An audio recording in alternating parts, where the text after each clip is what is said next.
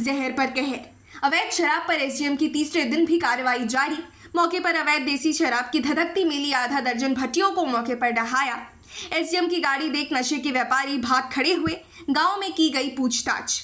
अवैध शराब से जुड़े आदतन अपराधियों की जुटाई जा रही है जानकारी। होगी कार्रवाई। लगभग 7 कुंटल अर्धनिर्मित शराब को बहाया गया।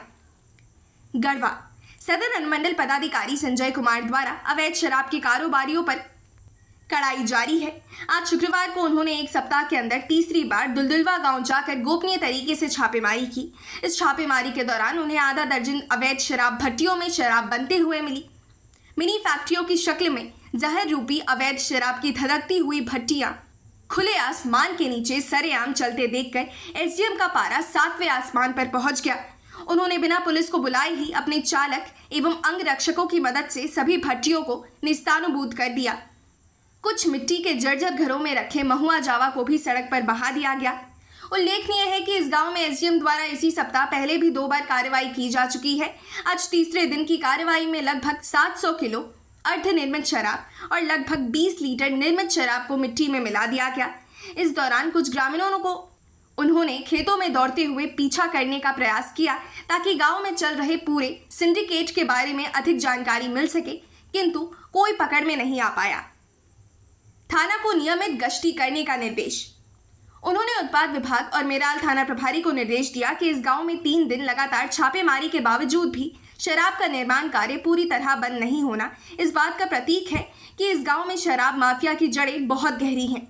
इसीलिए इस गांव को अवैध शराब के कलंक से मुक्ति दिलाने के लिए जरूरी है कि वहां की पुलिस और प्रशासन की मौजूदगी नियमित तौर पर रहे। इसीलिए वे इस इलाके में नियमित गश्त सुनिश्चित करवाएंगे। उन्होंने कहा कि शराबखोरी हमेशा से विधि व्यवस्था संधारण में बाधक बनती है, इसीलिए इस विषय को गंभीरता से ले। मुखिया और चौकीदार भी होंगे जवाबदेह। एसडीएम ने कहा कि उनके अनुमंडल क्षेत्र में यदि किसी भी गांव में संगठनात्मक रूप से इस प्रकार के अवैध शराब के मिनी संयंत्र मिलते हैं तो संबंधित मुखिया और चौकीदार पर भी जिम्मेदारी तय की जाएगी। उन्होंने कहा कि मुखिया और ग्राम चौकीदार का भी दायित्व है कि वे अपने गांव में दिन दहाड़े चल रही इस प्रकार की आपराधिक गतिविधियों की जानकारी पुलिस और प्रशासन को दे। गांव के बच्चे बच्चियों को समझाया गया। दुलदुलवा गांव के साव टोला के कई घरों में अवैध शराब का प्रत्यक्ष अप्रत्यक्ष रूप से कारोबार होता है। एसडीएम द्वारा आज की छापेमारी इसी मोहल्ले में की गई। छापेमारी के दौरान मोहल्ले के ज्यादातर वयस्क घर छोड़कर भाग खड़े हुए, किंतु आसपास खड़े बच्चे बच्चियों को देख संजय कुमार पांडे ने उन सभी को प्यार से अभिप्रेरित किया कि वे लोग अपने परिजनों को भावनात्मक रूप से समझाएं कि अवैध शराब रूपी इस जहर के व्यवसाय को ना करें। उन्होंने कहा कि अपने बच्चे अपने माँ बाप को सही राह पर लाने के लिए बहुत महत्वपूर्ण भूमिका निभा सकते हैं। कार्रवाई जारी रहेगी। संजय कुमार ने कहा कि यह गांव संभवतः पूरे पलामू प्रमंडल में शराबखोरी के मामलों के लिए जाना जाता है। उन्हें मिली जानकारी के अनुसार यहां से पूरे गढ़वा अनुमंडल सहित बाहर भी अवैध देसी शराब भेजी जाती है।